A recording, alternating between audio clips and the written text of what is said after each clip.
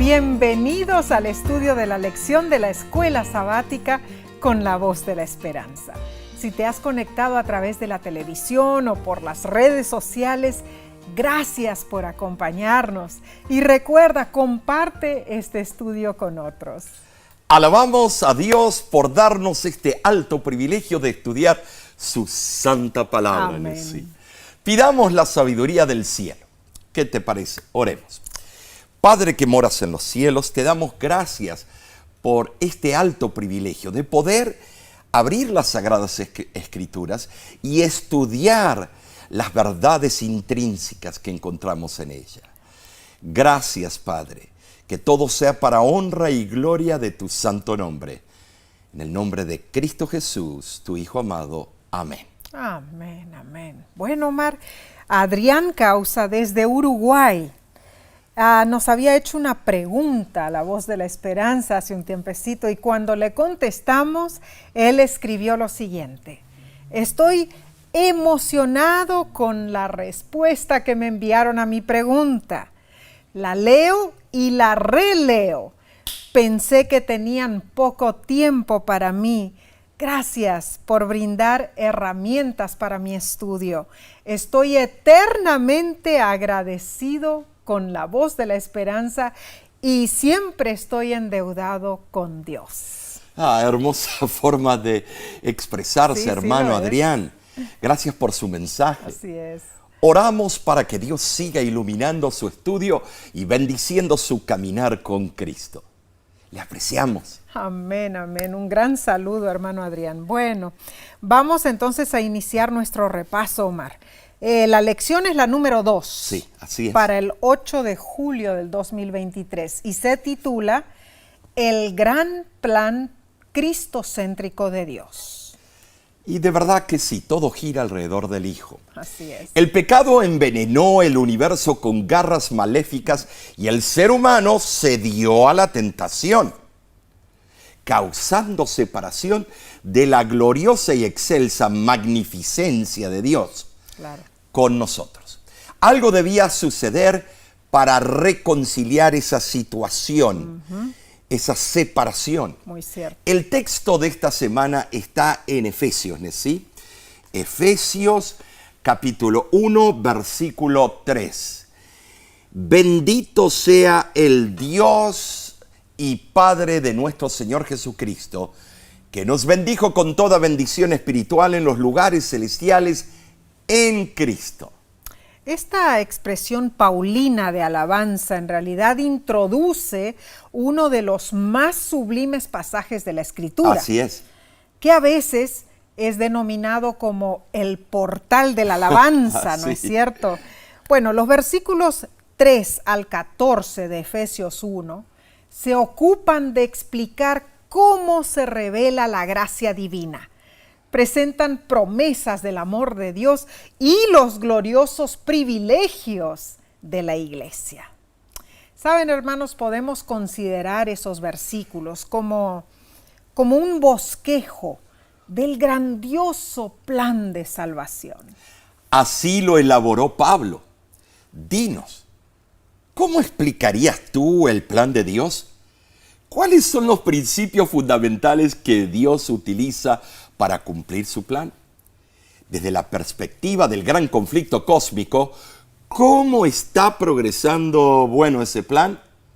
¿Cómo puedes tú evaluar el éxito del plan divino? ¿Y qué papel juegas en ese plan de Dios? Mucho depende de cuán agradecidos estamos con el plan divino. La historia cuenta que 25 años después de haber sido la primera persona en caminar sobre la luna, Neil Armstrong escribió una nota de agradecimiento al equipo que había diseñado su traje espacial.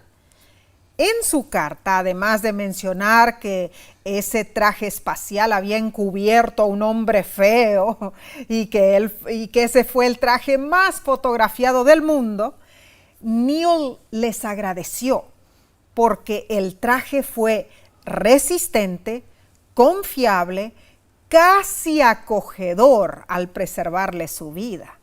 Y Neil recalcó que les enviaba un cuarto de siglo de agradecimientos y felicitaciones. Pablo también estaba agradecido. Él inició su carta a los Efesios con una majestuosa nota de agradecimiento, alabando a Dios por las bendiciones recibidas. Bendiciones tan esenciales para la vida del creyente como lo es un traje espacial para alguien que camina bueno sobre la luna. ¿Saben? Sí. Pablo propuso que Dios ha dado estas bendiciones desde antes de la fundación del mundo. Cierto. Su carta alaba a Dios por obrar a través de las edades. Amén. En favor de los creyentes como tú y yo y los que nos están mirando. Claro, claro que sí. El estreno colosal de agradecimiento de Pablo es especialmente valioso como modelo para adorar, para alabar a Dios por sus innumerables bendiciones. El comentario bíblico del expositor Sir William Nicol expone lo siguiente. En la gran evolución del plan divino, 3 etapas están marcadas por el estribillo, para alabanza de la gloria de su gracia. Esto es repetido 3 veces, Efesios 1, versículos 6, 12 y 14. El Salmo de Pablo se divide en 3 estrofas. Él canta la gloria del amor redentor en sus designios pasados, sus dádivas presentes y su fruición futura. Fantástico. El párrafo, en una sola oración, gira sobre un solo hilo dorado. Es una pieza musical, una especie de fuga en la que de eternidad en eternidad el consejo del amor es seguido por el pensamiento audaz y exultante de Pablo. A pesar de la involución extrema del estilo gramatical y bajo la solemnidad de los pronombres y participios griegos, hay un fino acento hebraísta que impregna la doxología. Qué impresionante comentario, ¿verdad? Sí. Cuando lo estabas leyendo, ahí me emocioné. El reformador Juan Calvino también ha escrito y comentó sobre esta introducción de la carta a los Efesios diciendo las siguientes palabras célebres. Los altos términos en los que Pablo ensalza la gracia de Dios hacia los Efesios tienen la intención de despertar sus corazones hacia la gratitud, prenderles fuego, llenarlos hasta desbordarse con ese pensamiento. Aquellos que perciben en sí mismos descubrimientos de la bondad divina tan plena y absolutamente perfecta y que hacen de ellos el tema de su meditación sincera, nunca abrazarán nuevas doctrinas donde la gracia que sienten tan poderosamente es arrojada a la sombra. Tremendo pensamiento de este reformador. La verdad, muy profundo. La lección de esta semana se enfoca en cómo Pablo enseñó a los efesios y cómo nos enseña a nosotros. Amén. ¿A hacer qué? A contar nuestras bendiciones, hermanos. Si existe una persona que debe estar agradecida todos los días por las misericordias de Dios, esa persona es el cristiano. Claro. A la luz de la Biblia, el dar gracias a Dios es el corazón y alma del cristiano. Bien dicho. No podemos ser cristianos a menos que haya en nosotros un sentido de adoración y una deuda de amor a Dios por todo lo que Él ha hecho y hace por nosotros.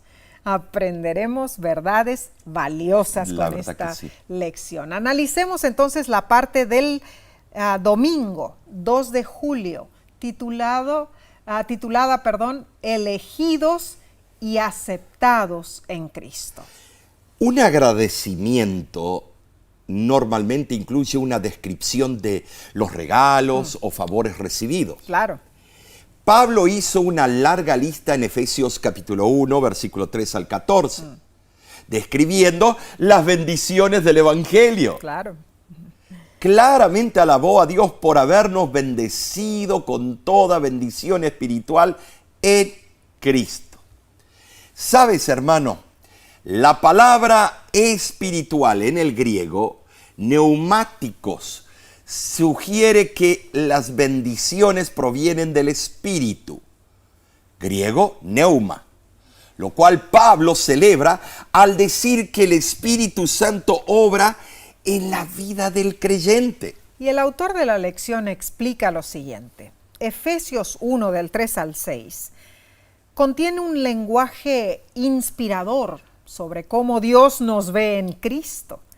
Antes de la creación del mundo, Dios nos escogió en Cristo y determinó que debemos ser santos y sin mancha en su presencia, hijos e hijas atesorados en virtud por la creación y la redención en Cristo. Desde antes que el sol brillase, ha sido estrategia de Dios que fuésemos aceptos en el amado, Efesios 1:6. Dios anhela nuestra salvación. Solo podemos perder la salvación por nuestras elecciones. Ahora, Pablo utilizó la frase en los lugares celestiales. Eso se vuelve a repetir desde Efesios 1, capítulo 2, capítulo 3 y capítulo 6.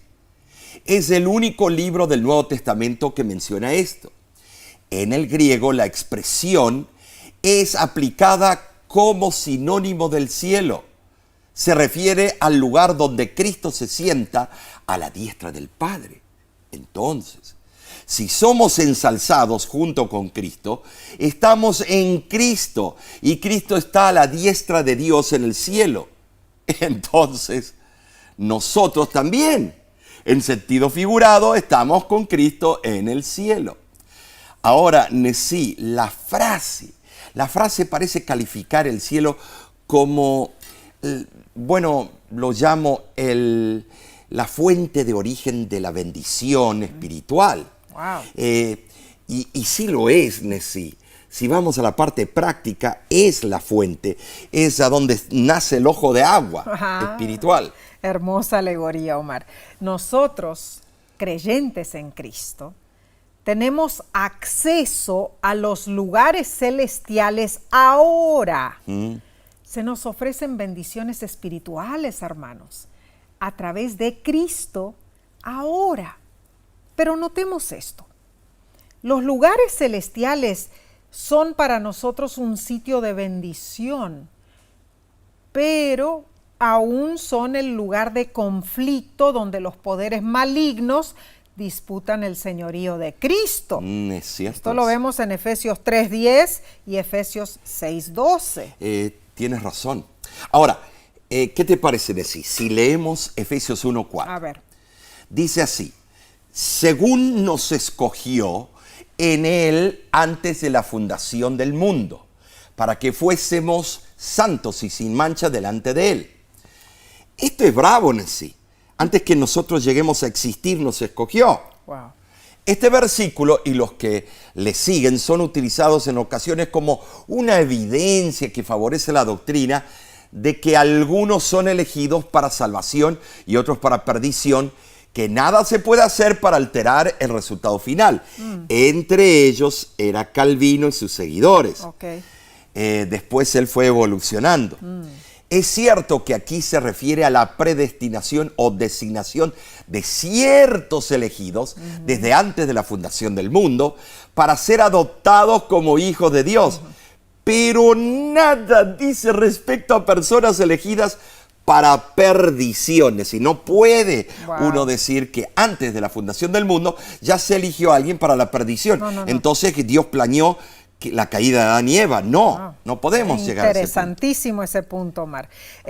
Entendemos entonces, hermanos, que cuando se trazó el plan de salvación antes de la fundación del mundo, se decidió que los que se ajustaran a las condiciones de dicho plan serían considerados hijos de Dios. ¿Saben? Sí, el plan de salvación fue ideado desde el momento que Lucifer trajo la primera semilla de disensión. Por eso Pablo habla de esta manera. Claro. Bueno, es que Dios desea que todos aceptemos su plan salvífico, Claro, amén. hermanos. Y leo del libro Recibiréis Poder, página 43, dice: en virtud de la gracia de Cristo y de la obra del Espíritu Santo, por fe debemos creer que somos elegidos por Dios para la salvación.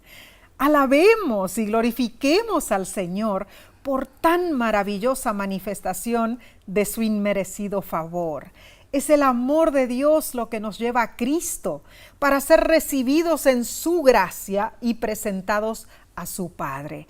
Entonces, en virtud de la obra del Espíritu Santo, se renueva la divina relación entre Dios y el pecador. Amén y amén. Qué hermoso. Debemos alegrarnos con un mensaje tal. Precioso, la verdad. Tener una euforia con la alegría de todo lo que hizo Cristo por nosotros. La vida espiritual del cristiano se centra en Cristo. Amén. Y eso constituye la esfera de su elección. Claro. El que se acerca a Cristo es elegido para salvación, así como quien se une a un coro es elegido para cantar. Ahí está. No hay una elección autoritaria. El designio de Dios es salvar a los que por fe en sí aceptan a Cristo como su Redentor. Amén. El plan de salvación fue trazado en la eternidad pasada. En ese momento Dios se propuso salvar a quienes aceptaran su plan. ¿Y cuál es el propósito de ese plan salvífico? Bueno, restaurar la imagen así divina es. en el hombre, Claro. unificar, ¿no es cierto?, a todos en Cristo. Es interesante el comentario bíblico de Charles Spurgeon sobre Efesios 1:4, que dice: este es el comienzo de toda bendición, el amor inmenso de Dios. Es la fuente de la cual fluye el agua viva. No existiría ningún flujo de bendición si no hubiera sido por esta primera elección por parte de Dios. Esta es la bendición de la santidad. Somos elegidos para ser santos. ¿A qué extremo más noble podríamos haber sido elegidos? ¿No es este el deseo más encumbrado de nuestro corazón? ¿Ser santos sin culpa ante Dios? El versículo dice, para que fuésemos santos. La palabra en el griego es amomos. Ok. Sin mancha, sin culpa. En la Biblia Septuaginta, amomos se traduce de la palabra hebrea tamim, intacto, sin mancha. La palabra tamim era utilizada en el contexto del sistema de sacrificios para describir a los animales que debían ser presentados sin defecto. Levíticos 1:3. Entonces la palabra amomos o amomos, ¿será, no? Amomos. Es utilizada en el Nuevo Testamento para describir el perfecto sacrificio de Cristo. El plan de Dios es que seamos amomos, santos, sin mancha. Qué precioso. Tremendos y maravillosos conceptos en verdad. Bien, seguiremos con este hermoso e interesante estudio en unos segundos. Volvemos enseguida.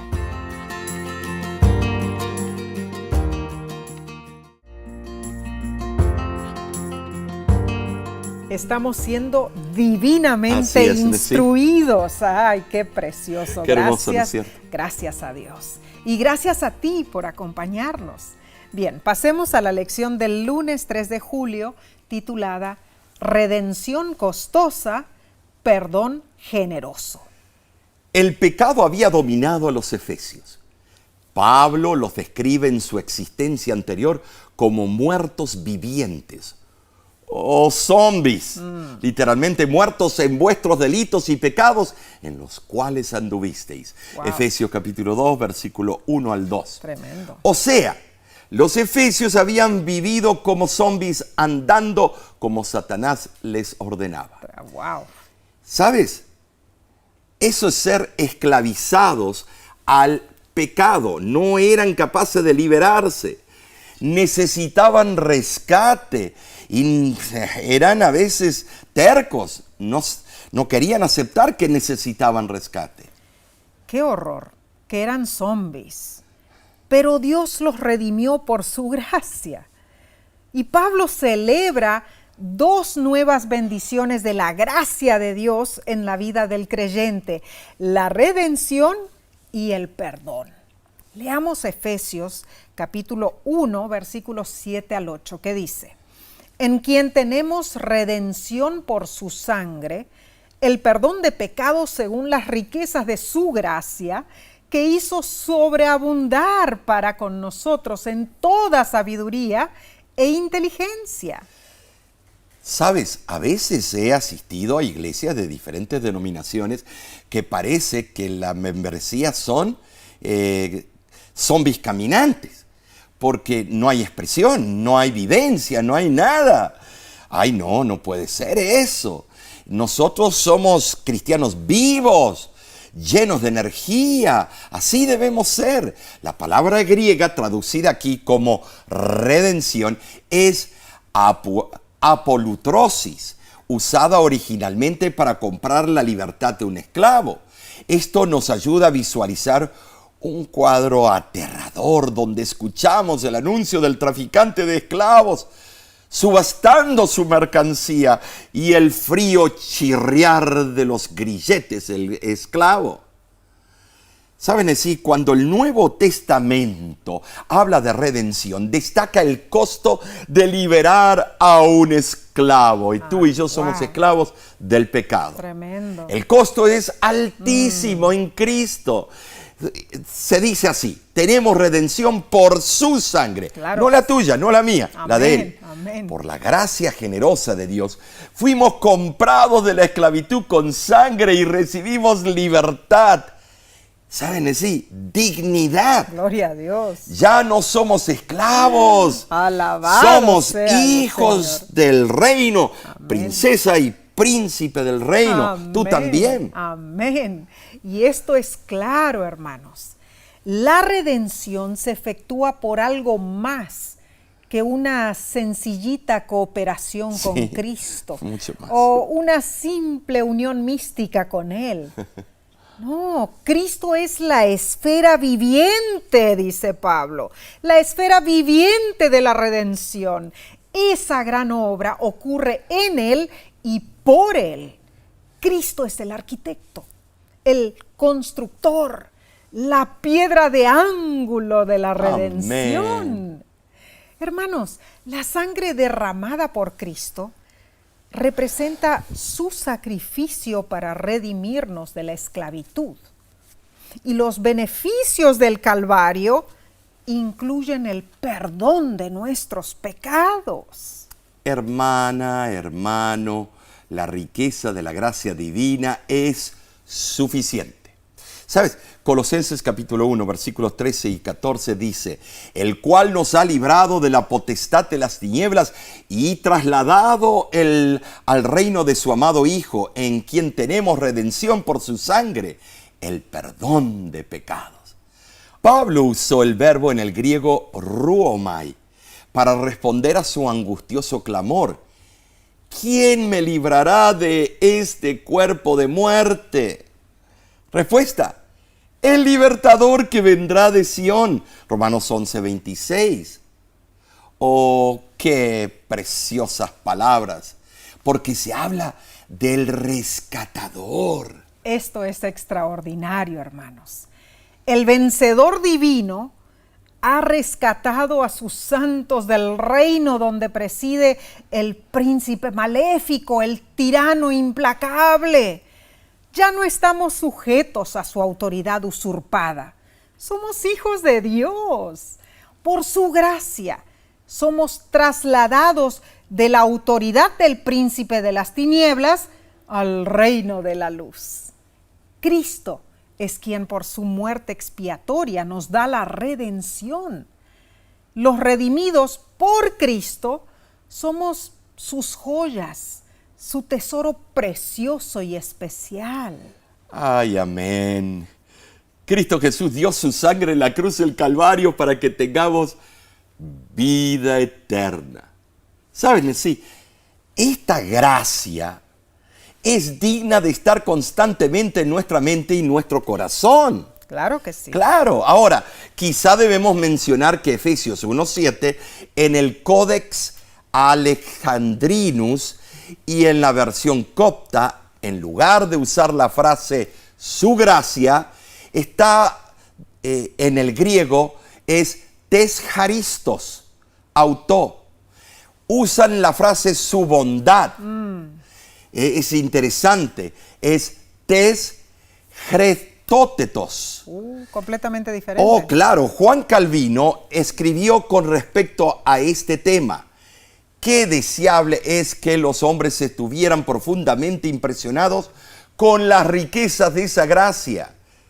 Ya no se encontraría ningún lugar para supuestas satisfacciones o para esas pequeñeces por las cuales el mundo imagina en vano que puede redimirse, como si la sangre de Cristo, sin el apoyo de una ayuda adicional, perdiese toda su eficacia. Wow, tremendas esas palabras, Omar.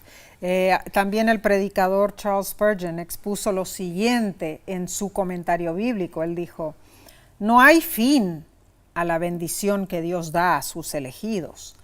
Él siempre nos bendice con bendición sobre bendición, con gracia sobre gracia, y luego habrá gloria para coronarlo todo. Bendito sea su santo nombre para siempre, jamás. Qué lindo, Qué ¿no? Como él lo tremendo. escribe. Gloria a Dios, Nesí. Amén. Y en cuanto al perdón, el comentario de Albert Barnes dice: no debemos suponer que este es todo el beneficio, que esto es todo lo que constituye la redención. Es lo principal, quizá lo más importante, pero también obtenemos la esperanza del cielo, la influencia del Espíritu Santo, la gracia para guiarnos y la paz en la muerte y muchos beneficios más. Aún así, el perdón es prominente e importante, pues el apóstol lo mencionó como si fuera todo. Qué maravillosa forma de explicarlo. Bueno, el título de este día es certero. La redención es altamente costosa y el perdón de Dios es espléndidamente generoso.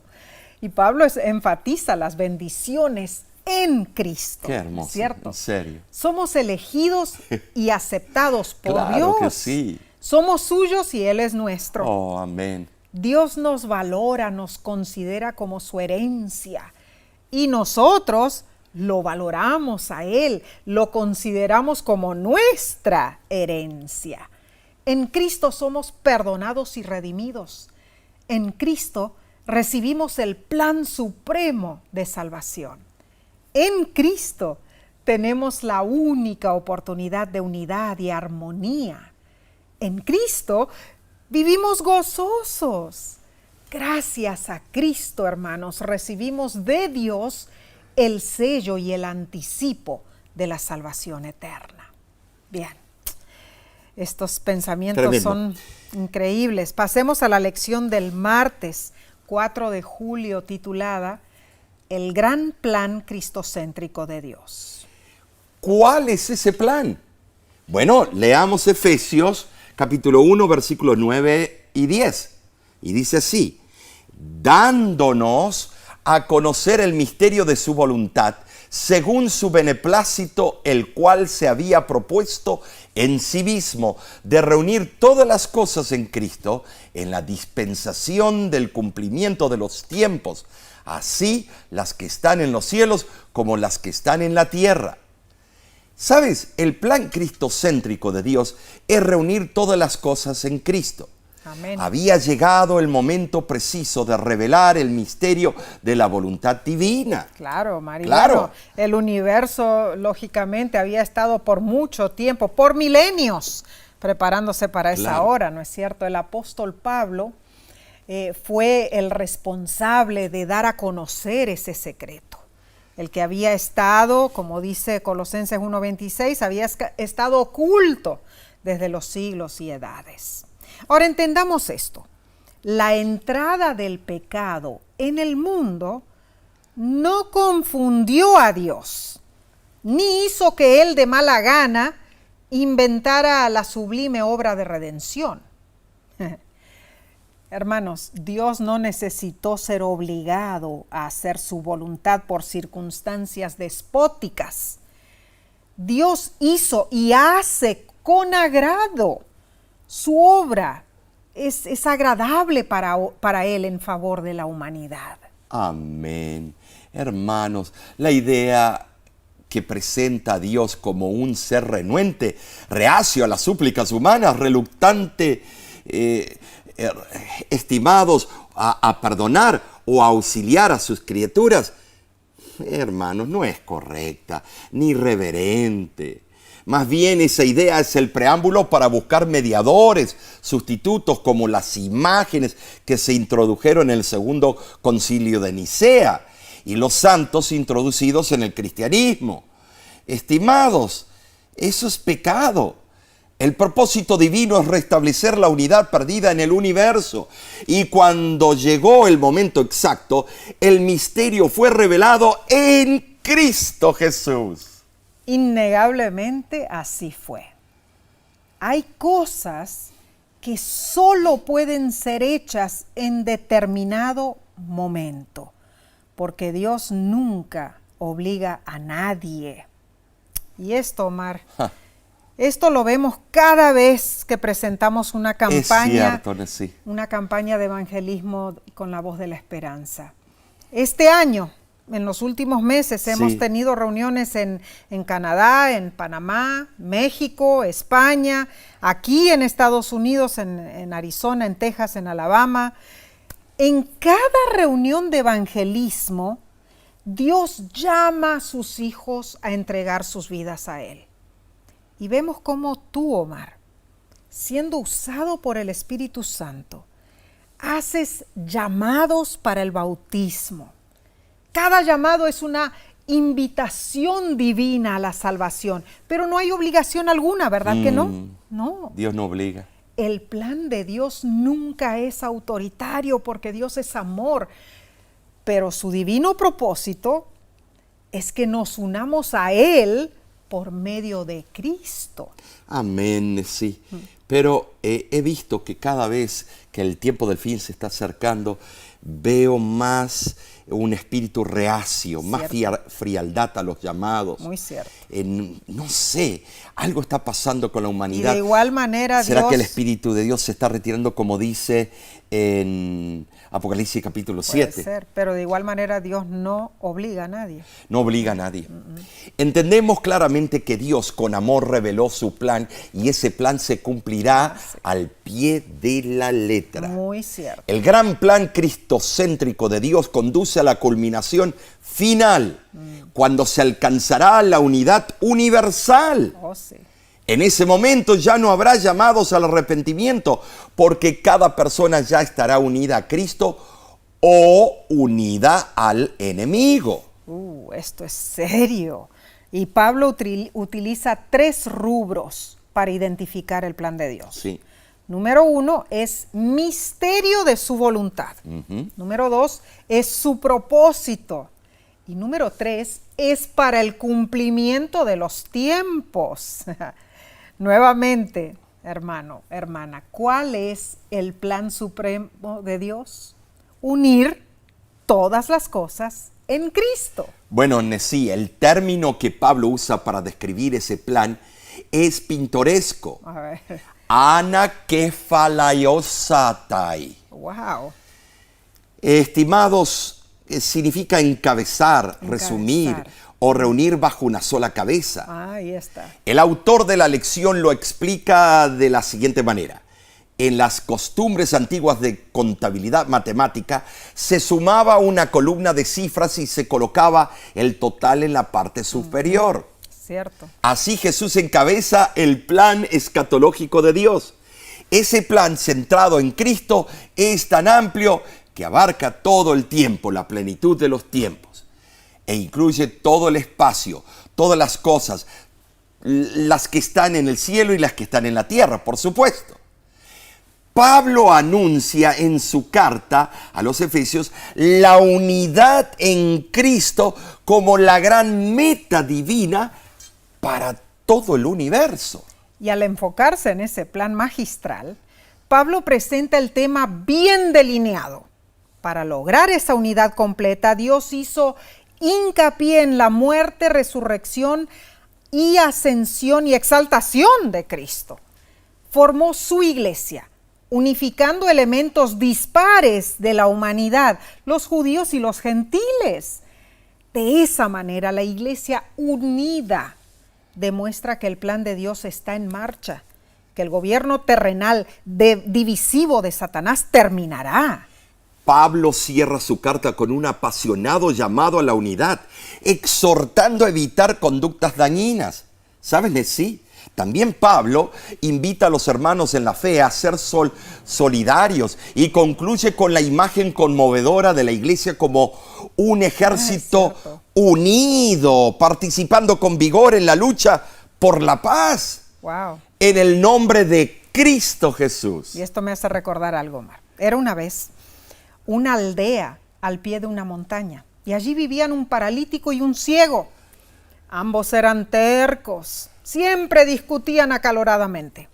Un día hubo un incendio en el bosque y el fuego devoraba las chozas de la aldea. La gente huyó. Nadie ayudó al ciego ni al paralítico. Gritaron pidiendo auxilio.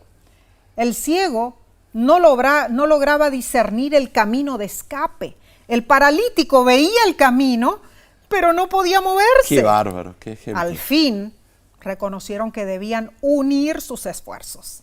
El paralítico le ofreció ayuda al ciego para guiarlo con sus ojos, a cambio de que el ciego lo cargara sobre su espalda. Y así lograron salvarse. Qué extraordinario. La unión, mis hermanos, el plan cristocéntrico de Dios es unir todas las cosas en Cristo. Amén, tremendo ejemplo.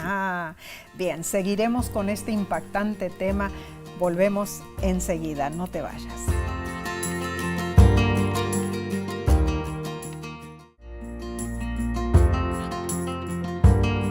Gracias por acompañarnos. Dinos, ¿ya has compartido este estudio con otros? Hazlo si estás en las redes sociales. Bien, analicemos la parte del miércoles 5 de julio titulada Vivir para alabar su gloria. Los creyentes de Éfeso habían perdido su sentido de identidad como cristianos, perdieron su primer amor. Pablo buscó reforzar esa identidad. Los creyentes no son víctimas de decisiones fortuitas, ni de juegos arbitrarios de deidades o poderes astrales. Cada creyente es hijo de Dios y tiene acceso a sus bendiciones por medio del único que nos da el éxito, Cristo Jesús. Amén y amén. Leamos Efesios capítulo 1, versículos 11 y 12. Dice, en él asimismo tuvimos herencia, habiendo sido predestinados conforme al propósito del que hace todas las cosas según el designio de su voluntad, a fin de que seamos para alabanza de su gloria, nosotros los que primeramente esperábamos en Cristo. ¿Saben decir? La traducción al español es herencia. Herencia. En el griego la palabra es kleros. Kleros. Es utilizada como heredar, ser asignado o elegido.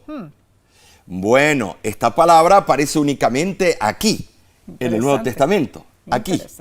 Y encierra la idea de designación, algo que afecta la naturaleza del ser humano, incluye el matiz particular de entidad que implica que el llamamiento imparte algo al que es llamado. Ahora, ese algo es la meta o el propósito para la vida del ser humano. Esta connotación del texto griego se destaca en la traducción tuvimos herencia. Cada creyente posee su herencia por medio de la promesa divina. La herencia es para el cristiano un derecho adquirido por medio de la adopción. Esta herencia es en Cristo. Él la compró por medio de su sangre. Te pregunto, hermano, hermana, ¿alguna vez has recibido una herencia como resultado del fallecimiento de alguien? Quizá un familiar te dejó una hacienda valiosa o una suma considerable de dinero. Desde el punto de vista de Pablo, en virtud de la muerte de Jesús, los cristianos hemos recibido una herencia de parte de Dios, Efesios 1:14, y nos hemos convertido en herencia para Dios, Efesios 1:18. Como elemento principal de nuestra identidad cristiana, Pablo desea que como creyentes conozcamos nuestro valor para Dios.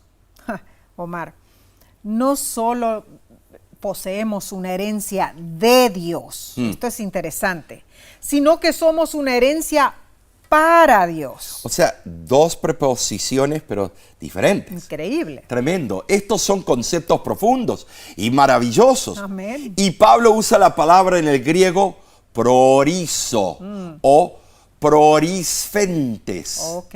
Predestinados, determinar de antemano o predefinir. Okay. El apóstol menciona la predestinación probablemente con el propósito de recordarnos que nuestra herencia no se obtiene por accidente o casualidad. Nuestra herencia en sí está en armonía con el propósito que Dios predestinó desde el momento que Lucifer entró con maldad en el universo. Maravilloso, hermano, hermana, ¿sabes? El hecho de que Dios actúe de acuerdo a su voluntad y no de acuerdo a la del hombre, nos proporciona seguridad. Porque la voluntad humana es impredecible, ¿no es cierto? Es voluble. Sí lo es. Los hombres desafían, cuestionan los actos de Dios, Constantemente. hasta atreverse a atribuirle la misma mutabilidad propia del género humano. Ay, ay, ay. Los hombres se olvidan que cada acto divino está respaldado por la perfección y el amor infinito de Dios. Hermanos, el Altísimo nunca actúa bajo presión ni necesidad. Dios posee sabiduría y amor infinitos y voluntad soberana. Para los judíos cristianos de Éfeso, la herencia tenía una importancia especial, porque a través de sus padres, ellos fueron los que primero participaron de la herencia, esperando al Mesías desde el tiempo de Abraham. Para ellos era un gran privilegio que se les diera la oportunidad de vivir y trabajar para alabanza de su gloria. Ahora, Nesí, ¿y qué de nosotros hoy en día? ¿Qué de nosotros?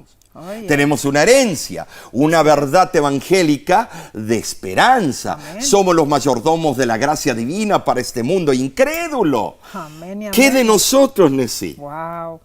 Cuando nuestra esperanza se fundamenta en la promesa de Dios en Cristo, es más que una prometida herencia, Claro, hermanos. más. Es más que un simple anhelo relacionado con el futuro. Por supuesto. La Escritura nos habla de la plena certeza de la esperanza, dice Hebreos 6:11. Habla también de una esperanza viva, Primera de Pedro 1:3. De una esperanza que no se avergüenza, Romanos 5:5. Tremendo, Pablo. Y nos asegura que Dios es el Dios de la esperanza, Romanos 15:3. Sí, no podía faltar ese versículo. Claro que no. Los judíos cristianos fueron los primeros que tuvieron el privilegio de colocar su esperanza en Cristo. Así fue. Ellos abrazaron esa herencia y alabaron la gloria de Dios. Amén y amén. Ahora, hermano, Pablo menciona a sus parientes Andrónico y Junías, quienes llegaron a ser cristianos antes que él. Romanos 16:7.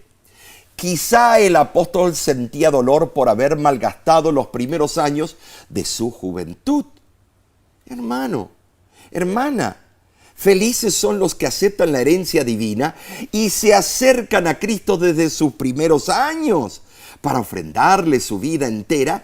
¿En qué? En alabanza. En verdad, nuestra herencia nos da esperanza. Y la esperanza es como un aro de salvavidas que se arroja a quien se está ahogando.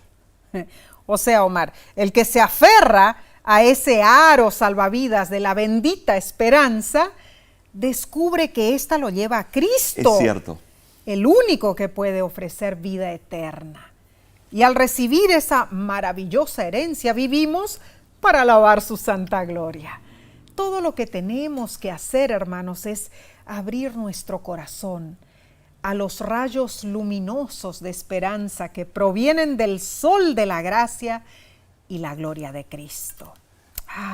Hablemos de la fe pura, de la fe santa, de la fe sagrada. Amén. Hablemos de la bondad de Dios. Así es. Cada día tenemos más que suficientes motivos para alabar y glorificar la gloria de Dios. Así que practiquemos esa alabanza, ¿no es cierto?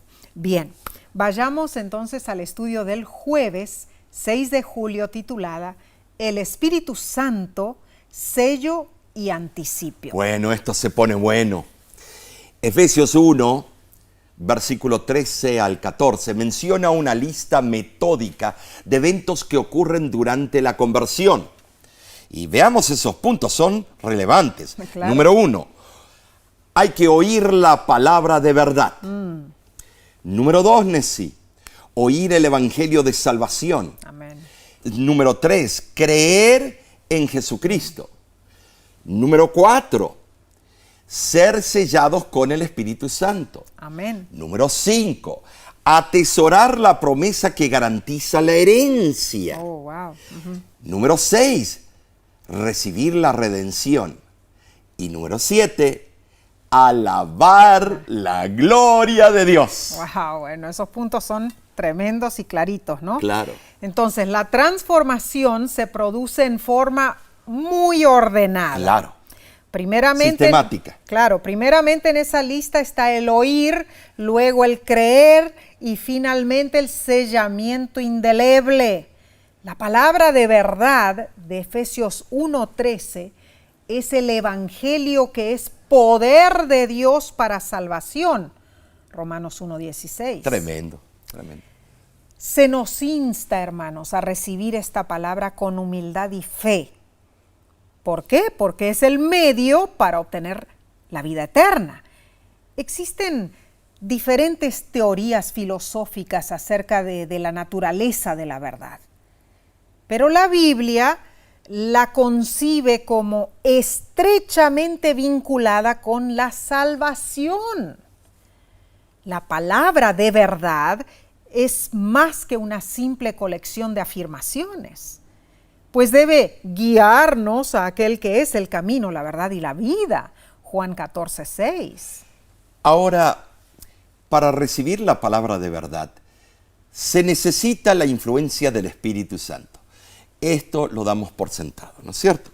La palabra, como la semilla que cae en la tierra estéril, no transforma a menos que esté acompañada del poder del Espíritu Santo. La Biblia revela que el Espíritu Santo fue prometido desde los días del Antiguo Testamento. Isaías 32:15, Ezequiel 36:26 y Joel 2:28. Jesús también prometió enviar el Espíritu Santo. Juan capítulo 14, versículo 16 al 17. Y según Efesios capítulo 1, versículos 13 y 14, el Espíritu Santo es quien sella a quienes pertenecen a Cristo. Los que somos sellados recibimos la insignia que nos identifica como hijos de Dios. O sea, Omar, el sello se coloca cuando decidimos de corazón servir a Cristo, ¿no es cierto?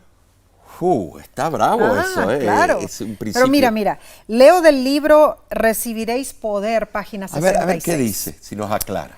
Así como la cera recibe la impresión del sello, el creyente debe registrar la impronta del Espíritu de Dios para retener la imagen de Cristo. Diariamente debemos crecer en amor espiritual. Amén. ¿Qué más podemos decir? El autor Jiri Moskala expande este tema. En un artículo que escribió en el 2017 dijo: Pablo afirma claramente que el Espíritu Santo sella, esfragizo al creyente en Cristo para el día de la redención en el momento en que la persona da su vida a Jesús y cree en Él. Maravillosa verdad que nos libera y nos tranquiliza. La segunda alusión que Pablo hace es que el Espíritu Santo es nuestra garantía. Así es. Él garantiza nuestra herencia. La palabra traducida como garantía, arrabón, es una palabra prestada del hebreo, que se usaba ampliamente en el griego koiné del Nuevo Testamento. Significa una primera cuota. Oh, tremendo. Un depósito, un pago inicial. Qué certero. Algo que requiere que el deudor haga pagos adicionales. Sin embargo, sabes, Nesí, la maravillosa verdad es que nosotros no hacemos ese pago inicial. Gloria a Dios. Lo recibimos de Dios. Amén. Nada de nosotros. No.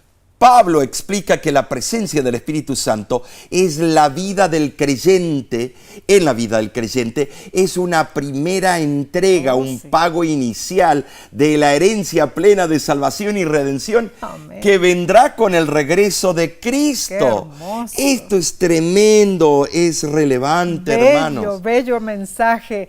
Oh, esto significa, hermanos, que tenemos una gran responsabilidad. Ya que la tenemos. Debemos recibir con corazón agradecido y sumiso lo que Dios nos ofrece.